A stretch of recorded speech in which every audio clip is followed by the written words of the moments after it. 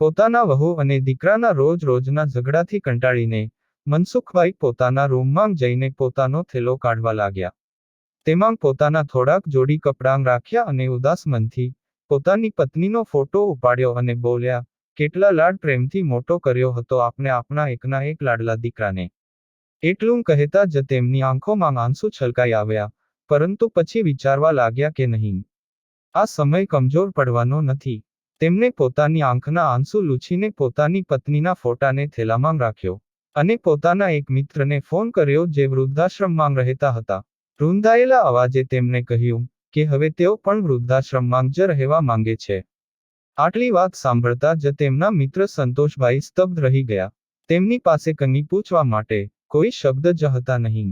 મનસુખભાઈએ ફક્ત એટલું જ કહ્યું કે હું રોજ-રોજના કંકાસથી કંટાળી ગયો છું અને 1 કલાકમાં તારી પાસે પહોંચી રહ્યો છું. જે સમયે તેઓ પોતાનું ઘર મૂકીને થેલો લઈને બહાર નીકળી રહ્યા હતા, તો તેમણે જોયું કે તેમનો દીકરો અને વહુ પોતાના રૂમમાં બેસીને ચા અને નાસ્તાનો આનંદ લઈ રહ્યા હતા.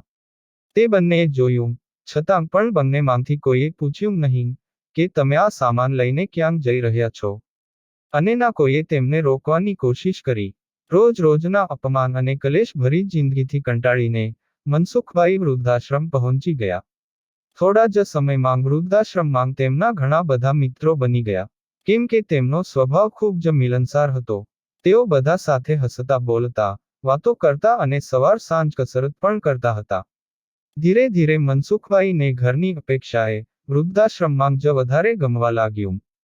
તેમને અહીં શાંતિનો અનુભવ થતો હતો. બધા લોકો વૃદ્ધાશ્રમમાં સાથે બેસીને ભોજન કરતા હતા. જ્યારે ઘરમાં તો રોજના ઝઘડા અને કલેશથી મનસુખભાઈનું હૃદય છીન થઈ ગયું હતું. હંમેશા પોતાની પત્નીના ફોટા સાથે વાતો કરતા અને કહેતા કે તું તો મને એકલો મૂકીને મારા પહેલા જતી રહી, પરંતુ તે દીકરાએ પણ મારો સાથ ન દીધો, જેના માટે મેં ક્યારેક પોતાનો પરસેવો પાણીની જેમ વહાવ્યો હતો. એક દિવસ મનસુખભાઈ વૃદ્ધાશ્રમના મોટા એવા આંગણામાં ચક્કર મારી રહ્યા હતા. ત્યારે વૃદ્ધાશ્રમની બહાર એક કાર આવીને ઊભી રહી. વૃદ્ધાશ્રમના બધા લોકો તે કાર તરફ જોવા લાગ્યા અને વિચારવા લાગ્યા કે આજે ફરી કોઈ અભાગો વૃદ્ધ આ વૃદ્ધાશ્રમમાં આવ્યો છે, જેણે ખબર નહીં કેટલા જતનથી પોતાના છોકરાઓને મોટા કર્યા હશે, ભણાવી ગણાવીને પગભર કર્યા હશે. આજે ફરી એવું કોઈ આંખોમાં આંસુ લઈને આ આંગણામાં પ્રવેશ કરશે. કારમાંથી એક યુવાન ઉતર્યો અને ત્યારબાદ એક વૃદ્ધ મહિલા, જે કદાચ તેની માં હતી, તે તેમનો હાથ પકડીને બહાર નીકાળવા લાગ્યો. તેમની ઉંમર લગભગ 65 વર્ષ આસપાસ હશે. માથા પર સાડીનો પાલવ ઓઢેલો હોવાના કારણે તેમનો ચહેરો સરખી રીતે નજર નહોતો આવી રહ્યો. થોડી જ વારમાં કારમાંથી લગભગ 30 થી 35 વર્ષની એક બીજી મહિલા ઉતરી. તેના હાથમાં એક થેલો હતો. તે થેલો તેણે પેલી વૃદ્ધ મહિલાના હાથમાં આપ્યો અને તેની સાથે કંઈક વાતો કરવા લાગી. તે વૃદ્ધ મહિલા ચૂપચાપ વાતો સાંભળી રહ્યા હતા. પછી તે યુવાન અને યુવતી બંને પાછા કારમાં બેસી ગયા અને ત્યાંથી જતા રહ્યા. અને પેલા વૃદ્ધ મહિલા વૃદ્ધાશ્રમની બહાર થોડીવાર સુધી એમ જ ઊભા રહ્યા અને પછી ભારી મનથી પોતાના આંસુ લૂછતા વૃદ્ધાશ્રમની અંદર દાખલ થયા. તે વખતે મનસુખભાઈએ ચશ્મા પહેરેલા ન હોવાથી દૂરથી તે કોઈને ઓળખી ન શક્યા. પરંતુ મનસુખભાઈ તરફ તે વૃદ્ધાની નજર પડતા જ પોતાના માથા પરનો પાલવ લઈને તેઓ પોતાનો ચહેરો છુપાવવા લાગ્યા અને પછી કંઈ બોલ્યા વગર તેઓ મહિલા વિભાગ તરફ જતા રહ્યા. ત્યાર મનસુખભાઈની બાજુમાં ઊભેલા એક વૃદ્ધે કહ્યું, આજે ફરીવાર એક માંગની મમતા હારી ગઈ, ફરીવાર એક માંગના સપનાને ચકનાચૂર કરી નાખવામાં આવ્યા. મનસુખભાઈ વારંવાર તે વૃદ્ધ મહિલાના ચહેરા તરફ જોઈ રહ્યા હતા. તેમને લાગતું હતું કે જાણે તેઓ તે મહિલાને ઓળખતા હોય, પરંતુ તેઓ પૂરી રીતે સમજી નહોતા શકતા કે આખરે તે મહિલા છે કોણ. ઘણી વખત મનસુખભાઈ જોતા કે તે વૃદ્ધા પોતાના સાડીના પાલવથી પોતાનો અડધાથી વધારે ચહેરો છુપાવીને રાખતા હતા. પરંતુ એક દિવસ જ્યારે તે વૃદ્ધા બગીચામાં કામમાં લાગેલા હતા, ત્યારે મનસુખભાઈ તે સમયે આંગણામાં ચક્કર લગાવી રહ્યા હતા.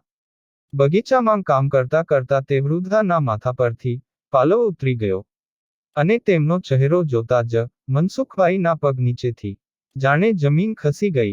ખબર નહીં કેટલા બધા સવાલોએ તેમના દિમાગને ઘેરી લીધું. તેઓ મનમાં વિચારવા લાગ્યા કે અરે, આ તો સરલાબેન છે, તેઓ અહીં કઈ રીતે હજી તેઓ સરલાબેન પાસે જઈને તેમને કંઈક પૂછે તે પહેલા જ તેમનો એક મિત્ર તેમની પાસે આવ્યો અને બોલ્યો, જમવાનો સમય થઈ ગયો છે અને તું ક્યાં આંટા મારી રહ્યો છે? અને આટલો ગુમસુમ કેમ છે? બધા લોકો જમવાના ટેબલ પર હાજર હતા, પરંતુ તું હતો નહીં, એટલે હું તને અહીં બોલાવવા આવી ગયો. શું વાત છે? કોઈ મુશ્કેલી છે? અરે નહીં, એવું કંઈ પણ નથી. થોડીવાર ચક્કર મારવા માટે બહાર આવ્યો હતો. બસ, હું આવી જ રહ્યો હતો જમવા. જમવાના રૂમમાં બેઠા પછી મનસુખભાઈની નજર વારંવાર સરલા બહેનને શોધી રહી હતી. તેઓ તેમને પૂછવા માંગતા હતા કે આખરે એવું શું થઈ ગયું કે તેમને અહીં આવવાની જરૂર પડી. તેમનો તો હર્યો ભર્યો પરિવાર હતો અને હંમેશા તેઓ કહેતા કે તેઓ પોતાના દીકરા અને વહુ સાથે ખૂબ જ ખુશ છે. તો પછી આજે એવું શું થઈ ગયું? મનસુખભાઈ ત્યાં જ બેઠેલા એક વૃદ્ધને પૂછવા લાગ્યા કે 2 દિવસ પહેલા જે વૃદ્ધ મહિલા અહીં આશ્રમમાં આવ્યા હતા, તેઓ આજે જમવા માટે કેમ નથી આવ્યા? એટલે તેમણે કહ્યું કે તે માતાજી આજે ખૂબ જ દુઃખી છે, એટલા માટે તેમને જમવાની પણ ના પાડી દીધી. અને પરેશાન પણ શું કામે ન હોય? આખરે તેમના દીકરા અને વહુએ તેમની સાથે જે કર્યું છે, એવું તો કોઈ પોતાના દુશ્મન સાથે પણ ન કરે. તેઓ વારંવાર પોતાના ઘરને યાદ કરી રહ્યા છે. સવારથી પોતાના રૂમમાં બેસીને રડી રહ્યા હતા, એટલા માટે તેમનું ધ્યાન ભટકાવવા તેમને બગીચામાં કામ સોંપવામાં આવ્યું. આ બધું સાંભળીને મનસુખભાઈનું મન પણ ચિંતિત થઈ ગયું. તેઓ જાણવા માંગતા હતા કે આખરે સરલાબેન સાથે થયું શું હતું. એટલા માટે થોડીવાર પછી તેઓ મહિલા વિભાગમાં સરલાબેન પાસે ગયા. મનસુખભાઈને પોતાની સામે ઊભેલા જોઈને સરલાબેન થોડા અસ્વસ્થ થઈ ગયા. ત્યારે મનસુખભાઈએ કહ્યું, હું જાણું છું કે તમે મને ઓળખી લીધો છે. પરંતુ શું હું એ જાણી શકું છું કે તમે આ હાલતમાં કઈ રીતે પહોંચ્યા? એટલે સરલાબેન કંઈ બોલી શક્યા નહીં, પરંતુ તેમની આંખો આંસુઓથી ભરાઈ ગઈ. આ જોઈને મનસુખભાઈ હજી વધારે ચિંતિત થઈ ગયા. તેમના મનમાં થયું કે જોરથી રાડ પાડીને આ દુનિયાને પૂછે કે શું કામે ગડપણમાં વૃદ્ધ માતા પિતાને જૂના સામાનની જેમ કાઢીને બહાર ફેંકી દેવામાં આવે છે. શું વૃદ્ધોનું પોતાનું કોઈ આત્મસન્માન નથી હોતું? પોતાના જ વિચારોમાં મગ્ન મનસુખભાઈ વૃદ્ધાશ્રમના આંગણામાં આંટા મારવા લાગ્યા. અચાનક તેમનો પગ બગીચાની એક કિનારીથી અથડાયો અને તેઓ પડતાં એક ઝાડનો ટેકો લઈને ઊભા રહી ગયા. ત્યારે જ પાસેથી પસાર થઈ રહ્યા વૃદ્ધાશ્રમના કર્મચારીએ કહ્યું, અંકલ તમે બરાબર તો છો ને? ક્યાંને વાગ્યું તો નથી ને? તમારો પગ દેખાડો. જો લાગ્યું હોય તો હું હમણાં જ પટ્ટી બાંધી આપું. એટલે મનસુખભાઈએ કહ્યું, અરે નહીં, કંઈ વધારે નથી લાગ્યું, ઝાડના કારણે બચી ગયો. એટલું કહેતા મનસુખભાઈ આંગણામાં રાખેલી બેન્ચ પર જઈને બેસી ગયા અને થોડા મહિના પહેલા બનેલી એક ઘટનાને યાદ કરવા લાગ્યા. જ્યારે તેઓ બાથરૂમમાં લપસીને પડી ગયા હતા અને તેમના પગમાં ઘણું લાગ્યું હતું. તેમની વહુએ તેમના ઘાને જોયો, છતાં પણ તેમની અવગણના કરીને પોતાના કામમાં જ લાગેલી રહી. અને તેમનો દીકરો રાડ પાડીને બોલ્યો, શું સંભાળીને કામ નથી કરી શકતા તમે? મને તો સમજાતું નથી કે તમે આટલી ઉતાવળમાં કેમ રહો છો? કોઈ કામ ઠીકથી કરવાનું આવડતું નથી. જ્યારે જુઓ ત્યારે કંઈકને કંઈક લગાડીને બેસી જાવ છો અને અમારું કામ વધારતા રહો છો. જો કોઈ કામ થતું નથી તો ન કરો. આરામથી પોતાના રૂમમાં બેઠા કેમ નથી રહેતા? આખો દિવસ જ્યાં જુઓ ત્યાં આંટા મારતા રહો છો. આ સાંભળીને મનસુખભાઈએ મનમાં વિચાર્યું કે દીકરાને એમ પણ ન થયું કે તે પોતાના પિતાનો હાલચાલ પૂછી લે, અથવા તો લાગ્યું હતું તેના ઉપર મલમપટ્ટી કરી આપે. એક દિવસ જ્યારે મનસુખભાઈના ચશ્મા તૂટી ગયા તો પોતાના દીકરાને કહેવા લાગ્યા, બેટા મારા ચશ્મા તૂટી ગયા છે તો સરખા કરાવી દેજે ને. સરખી રીતે દેખાતું પણ નથી. આટલી વાત સાંભળતા જ તેમની વહુ જોરથી રાડ પાડીને બોલી, બસ પલંગ પર બેઠા બેઠા અમારા ખર્ચા વધારતા રહો. કંઈ કામ ધંધો તો કરતા નથી. નાના છોકરા જેવી હરકતો થઈ ગઈ છે તમારી. ખબર નહીં એવું તો કેટલીય વાર થયું હતું જ્યારે મનસુખભાઈ પોતાના દીકરા અને વહુથી અપમાનિત થયા હોય. પોતાના ભૂતકાળમાં ડોકિયું કરતા મનસુખભાઈ હજી પોતાના વિચારોમાં ખોવાયેલા જ હતા કે સામે તેમના મિત્ર સંતોષભાઈ આવતા નજરે પડ્યા. સંતોષભાઈના ચહેરા પર મુસ્કુરાહટ હતી. તેમને જોઈને મનસુખભાઈ બોલ્યા, શું વાત છે સંતોષ? આજે તો ખૂબ જ ખુશ લાગી રહ્યો છે. એટલે સંતોષભાઈએ કહ્યું, આજે મારા દીકરાનો જન્મદિવસ છે. તેનો ફોન આવ્યો હતો કે આજે તે મને મળવા માટે આવવાનો છે. એટલા માટે હું ખૂબ જ ખુશ છું. ઘણા દિવસો પછી આજે તેનો ચહેરો જોવા મળશે. સંતોષભાઈની વાતો સાંભળીને મનસુખભાઈ થોડાક પરેશાન જેવા થઈ ગયા અને પોતાના મિત્રને કહ્યું, જે દીકરાએ તારી આ હાલત કરી નાખી, તને વૃદ્ધાશ્રમમાં મૂકીને જતો રહ્યો, વરસમાં એક જવાર, ફક્ત થોડીવાર માટે તને મળવા આવશે. એ દીકરા માટે તું આટલો ખુશ થઈ રહ્યો છે. એટલે સંતોષભાઈ બોલ્યા, હું તો આટલામાં જ ખુશ છું. કમસે કમ મારો દીકરો મને મળવા તો આવે છે. મારા માટે આ જ ખૂબ મોટી વાત છે. પરંતુ મનસુખભાઈ તેમનાથી નારાજ થઈને તેમની વાત સાંભળ્યા વગર જ પોતાના રૂમમાં જઈને બેસી ગયા. વિચારવા લાગ્યા કે આ ફક્ત મારી સાથે કે સરલાબેન સાથે જ નથી બન્યું. વૃદ્ધાશ્રમમાં રહેવાવાળા હરેક વૃદ્ધ વ્યક્તિની કોઈને કોઈ કહાની છે. અને બધાની જિંદગીમાં વૃદ્ધાશ્રમમાં રહેવા પાછળ કોઈને કોઈ કારણ જરૂર છે. કોઈ કારણ વગર પોતાની મરજીથી કોઈ વૃદ્ધાશ્રમમાં નથી આવતું. જ્યાં સુધી એક વ્યક્તિ અંદર સુધી ભાંગી ન પડે ત્યાં સુધી તે અહીં આવવા માટે મજબૂર નથી થતું. પરંતુ જુઓ, બધા વૃદ્ધો પોતાની તે કડવી યાદોને ભૂલીને પોતાની જિંદગી અહીં વિતાવવા માટે મજબૂર છે. અમુક લોકો સમયની સાથે પોતાની જાતને બદલી લે છે અને ખુશ રહેવાની કોશિશ કરે છે. જ્યારે અમુક લોકો મારા જેવા હોય છે, જે હંમેશા પોતાના બાળકોને, પોતાના દીકરા વહુને અને તેમના છોકરાઓને યાદ કરીને આંખોમાંથી આંસુ વહાવતા રહે છે. વારંવાર પોતાના ઘર પરિવારને યાદ કરતા રહે છે. મનમાં પોતાના ઘર માટેનો લગાવ પણ છે, પરંતુ તે જ મનમાં દીકરા અને વહુના આપેલા ઘા પણ છે. મનસુખભાઈને કવિતા લખવાનો ખૂબ જ શોખ હતો. એટલા માટે પોતાનું મન હળવું કરવા માટે તેઓ થોડી વાર કવિતા લખવા બેસી જતા હતા.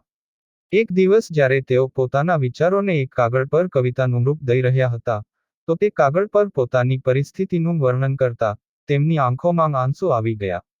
તે જ સમયે વૃદ્ધાશ્રમના સંચાલક તેમની પાસે આવ્યા અને તેમને અવાજ દીધો.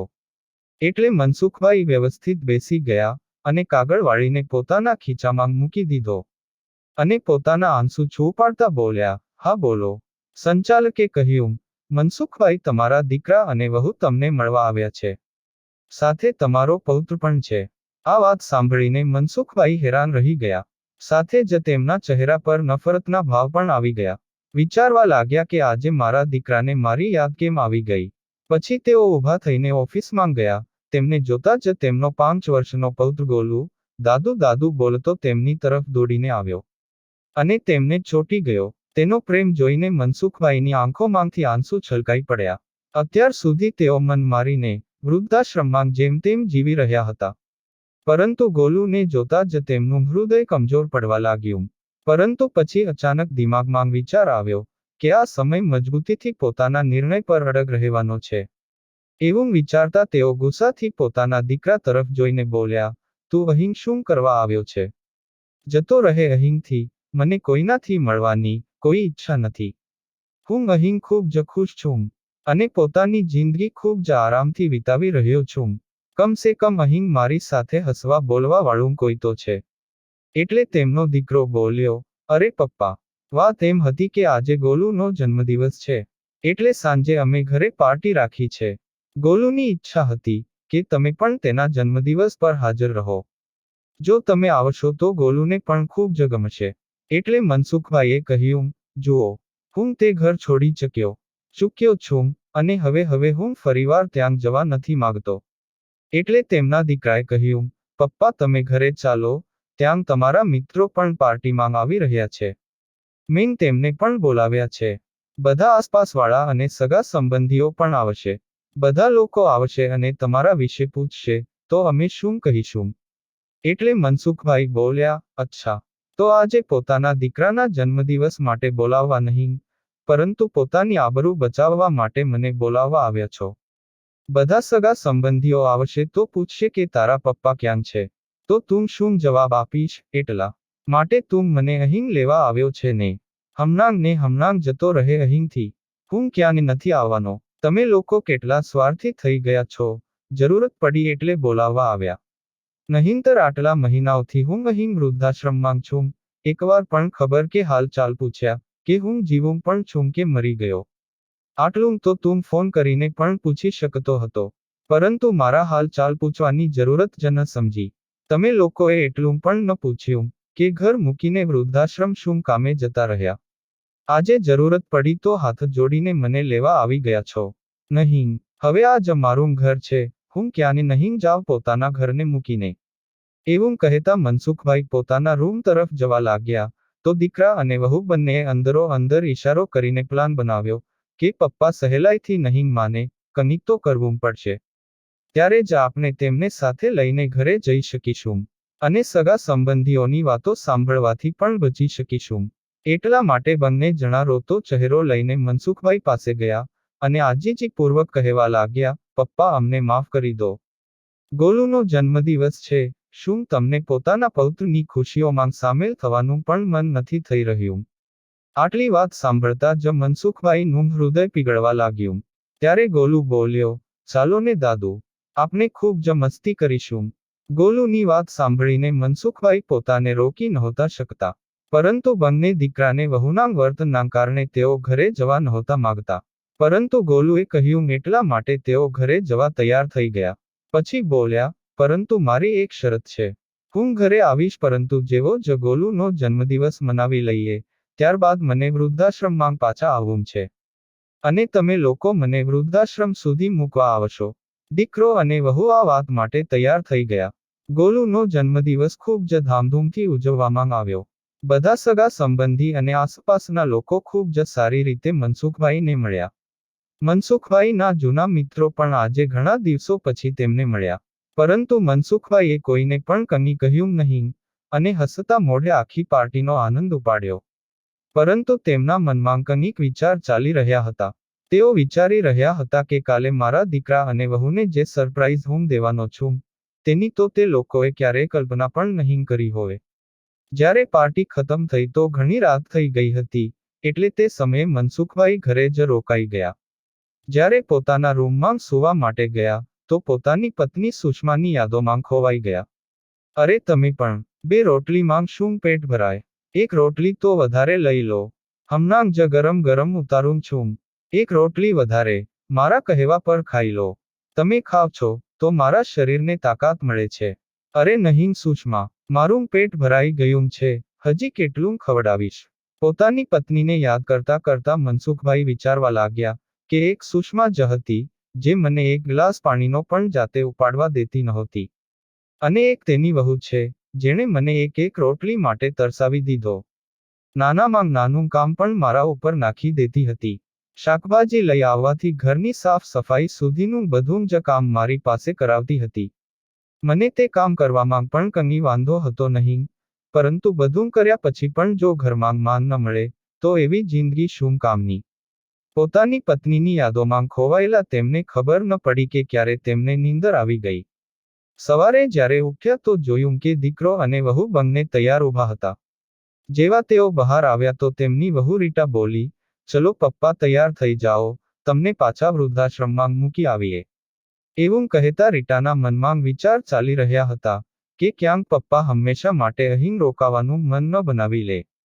એટલા માટે જલ્દીથી જલ્દી તેમને વૃદ્ધાશ્રમમાં મૂકી આવવા જ ઉચિત રહેશે. મનસુખભાઈ તેમને જોઈને હેરાન હતા અને પોતાના દીકરા અને વહુની મનસાને સારી રીતે સમજી રહ્યા હતા. એટલા માટે તેઓ પણ જલ્દીથી નહાઈ ધોઈને તૈયાર થઈ ગયા. જેવા જ વૃદ્ધાશ્રમમાં જવા માટે ગાડીમાં બેસવા ગયા, તો તેમને જોયું કે તેમની વહુ રીટાના ચહેરા પર એક સંતુષ્ટિભરી મુસ્કાન હતી. એ જોઈને મનસુખભાઈ મનમાં ને મનમાં વિચારવા લાગ્યા કે ચલો બેટા, આજે તને જે સરપ્રાઈઝ આપીશ ને, ત્યાર પછી તો તું વૃદ્ધાશ્રમનું નામ લેવાનું પણ ભૂલી જઈશ.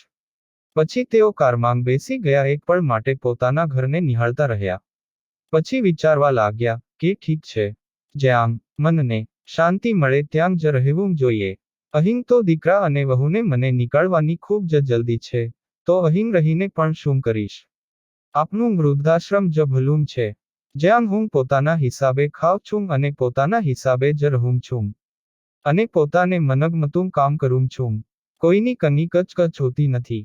જેવા જ વૃદ્ધાશ્રમની સામે કાર ઊભી રહી, તો દીકરો અને વહુ કારથી ઉતરીને બહાર ઊભા રહ્યા.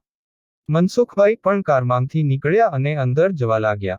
જતા જતા ઊભા રહી ગયા અને પાછળ વળીને પોતાના દીકરા અને વહુને અવાજ દીધો. તે બંને કારમાં બેસવાના જ હતા કે મનસુખભાઈનો અવાજ સાંભળીને રોકાઈ ગયા. મનસુખભાઈએ કહ્યું કે તમે બંને પાછા જાઓ, એ પહેલાં મારે તમને કોઈક સાથે મળાવવા છે.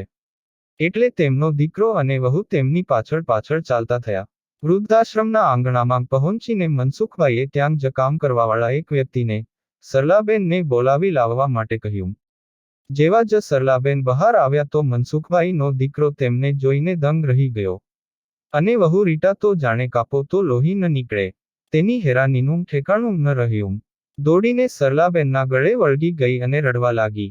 અને બોલી, મમ્મી, તમે અહીં શું કરી રહ્યા છો? તમે અહીં ક્યારે આવ્યા? અને તમે મને કહ્યું પણ નહીં. પરંતુ તેની વાતોનો કોઈ જવાબ સરલાબેને આપ્યો નહીં. પછી રીટા બોલી, મને તો એમ જ લાગતું હતું કે તમે ભાઈ ભાભીની સાથે ખૂબ જ સારી રીતે રહો છો. કાલે જ મારી ભાભી સાથે વાત થઈ હતી, તેમને પણ કહ્યું નહીં કે તમે વૃદ્ધાશ્રમમાં છો. હું તમારા વિશે ભાભીને કેટલા દિવસોથી પૂછી રહી હતી કે મમ્મી સાથે વાત નથી થઈ, મમ્મી ક્યાં છે? એક વખત તો મારી વાત કરાવી દો. તો ભાભીએ કહ્યું કે તમે તીર્થયાત્રા પર ગયા છો, એટલા માટે મારી તમારી સાથે વાત નહીં થઈ શકે. અને મેં પણ માની લીધું કે તમે તીર્થયાત્રા પર ગયા છો. પરંતુ મને શું ખબર હતી કે તે નાલાયક સ્ત્રીએ તમને વૃદ્ધાશ્રમમાં મૂકી દીધા છે. પોતાની દીકરીની વાતો સાંભળીને સરલાબેન રડવા લાગ્યા અને બોલ્યા, બેટા, તારા ભાઈ ભાભી ખોટું બોલી રહ્યા હતા. 1 મહિના પહેલા જ મને અહીં વૃદ્ધાશ્રમમાં મૂકીને જતા રહ્યા હતા. પરંતુ મમ્મી, તમે મને ફોન કરીને પણ કહી શકતા હતા ને. હું તરત અહીં પહોંચી જાત. તે લોકોની હિંમત કેમ થઈ મારી માં સાથે આવું બધું કરવાની? એટલું કહેતા તે ફરી પોતાના મમ્મીને ગળે વળગી ગઈ. હું તને ફોન કરીને કઈ રીતે જાણ કરી શકવાની હતી? જે દિવસે હું વૃદ્ધાશ્રમમાં આવી, મેં તારા સસરાને અહીં જોયા. એનો મતલબ તો એ જ થયો ને કે તારામાં અને તારી ભાભીમાં કોઈ ફરક છે જ નહીં. પછી હું તને ફોન કરીને તારા ભાઈ ભાભીની હરકતો વિશે શું જણાવું? એટલું કહેતા સરલાબેને રીટાને પોતાનાથી દૂર કરી દીધી. તું મારી દીકરી કહેવડાવવાને લાયક છો જ નહીં. એટલા માટે મારાથી દૂર જ રહેજે. મારા દીકરા અને વહુએ મને ઘરમાંથી કાઢી છે, તો મારી દીકરીએ પણ પોતાના સસરાને ઘરમાંથી કાઢી મૂક્યા છે. તો કુલ મેળવીને મારી બંને સંતાનો નપાવટ જ નીકળી. હવે તો મને પોતાને તમારી માં કહેવડાવવામાં પણ શરમ આવે છે. એકે પોતાની માને ઘરમાંથી નીકાળી અને એકે પોતાના સસરાને ઘરમાંથી નીકાળી દીધા. પોતાની મમ્મીની વાતો સાંભળીને રીટાનું માથું શરમથી નમી ગયું. મમ્મી, મને માફ કરી દો. હું ખૂબ જ લજ્જિત છું. મારાથી ખૂબ જ મોટી ભૂલ થઈ ગઈ છે. મેં ક્યારેય પણ વિચાર્યું નહોતું કે જે હું પોતાના સાસુ સસરા સાથે કરી રહી છું, તે જ મારા મા બાપની સાથે પણ થઈ શકે છે. ત્યારે સરલાબેન બોલ્યા, બેટા, આમ તો તારી ભૂલ માફ કરવાને લાયક નથી. છતાં પણ જો માફી માંગવી જ હોય તો મારી પાસે નહીં, તારા સસરા પાસે માંગ. પોતાની હરકતો પર લજ્જિત થયેલી રીટા પોતાના સસરા તરફ વળી અને તેમના પગમાં પડી ગઈ. મને માફ કરી દો પપ્પા. ત્યારે રાહુલે પણ માફી માંગતા કહ્યું, હવે તમે બંને ઘરે ચાલો. અને અમને તમારી સેવા કરવાની તક આપો. એટલે મનસુખભાઈ અને સરલા બહેન બંને જણાએ ઘરે જવાની મનાઈ કરી દીધી. અને કહ્યું કે અમારે હવે દીકરા વહુ કે દીકરી પાસે નથી રહેવું. અમે વૃદ્ધાશ્રમમાં રહીને જ સુખી છીએ. બંને જણાએ લાખ મનાવવાની કોશિશ કરી, પરંતુ મનસુખભાઈ અને સરલા બહેનનો એક જ જવાબ હતો. એક વખત દગો સહન કરી ચૂક્યા છીએ. હવે આ ઉંમરમાં અમારા શરીરમાં એટલી તાકાત નથી બચી કે વારંવાર પોતાના બાળકો દ્વારા આપવામાં આવેલા દગાને સહન કરી શકીએ. એટલું કહીને મનસુખભાઈ અને સરલા બહેન પોતાના રૂમમાં જતા રહ્યા.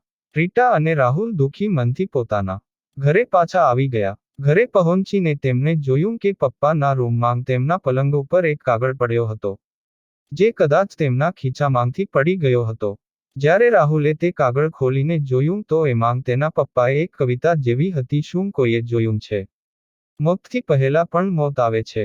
હા, મેં જોયું છે આજે. મોતથી પહેલા પણ મોત આવે છે. જ્યારે જિંદગી પોતાના આખરી પડાવ પર આવી જાય છે, શરીર પણ કામ કર્યું નથી, ફક્ત શ્વાસ આવતો જતો રહે છે. હા, મેં જોયું છે. મોતથી પહેલા પણ મોત આવે છે. પોતાના પિતા દ્વારા લખેલા આ શબ્દોને જોઈને રાહુલના મન પર જાણે કેટલા બધા તીર એક સાથે લાગતા હોય તેવો અનુભવ થયો. અને અહીં રીટા હજી સુધી પોતાની મમ્મીની હાલત જોઈને તે આઘાતમાંથી બહાર નહોતી આવી શકતી. પરંતુ આજે તે બંને પાસે પસ્તાવો કરવા સિવાય બીજો કોઈ રસ્તો હતો નહીં.